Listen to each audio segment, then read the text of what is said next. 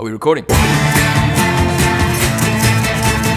Regular Joe here. So we're working on this project making 4 videos that are going to be used for educational purposes and played in classrooms potentially all over the world. It's a cool partnership with Pivot and the professor of journalism and communication, Henry Jenkins at USC. You can hear more about it in the video I made before, and once you've seen it, come back to this one.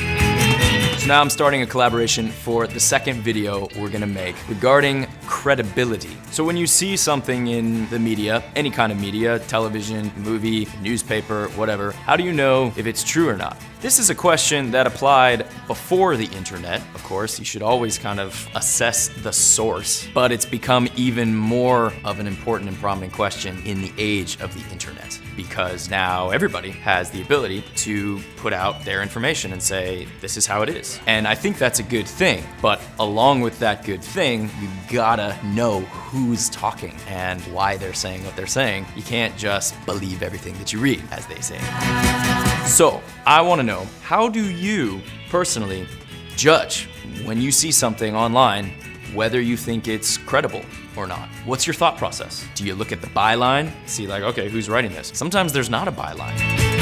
Is there such a thing as a fact? People throw that word around a lot. Well, the fact is that blah, blah, blah, blah, blah, blah, blah, blah, blah. And then you'll hear someone else say, well, the fact is that blah, blah, blah, blah, blah, blah, blah, and they contradict. So what exactly is a fact?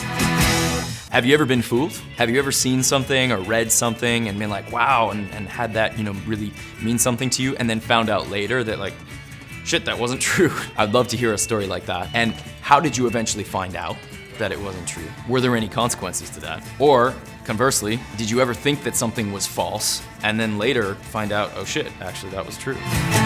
So you can record yourself answering any of the specific questions I asked, or just talking in general about this topic of credibility. Be concise in expressing your thoughts. Keep in mind, we're not going to use, a whole 30 seconds of you talking. We're gonna find probably just one well-expressed thought, which isn't to say you should only record one thought, but just when you're talking, keep in mind, try not to kind of ramble from one thing to the next. Instead, try to express a complete thought from beginning to end without saying or It's hard, but you can do it. I believe in you. Any other kind of art, writing, music, etc., good visuals, footage, anything you want to throw into this collaboration will all get mixed into the stew, and we'll make a final video that can be used in classrooms to prompt conversations between teachers and students about this topic of media and credibility. All right.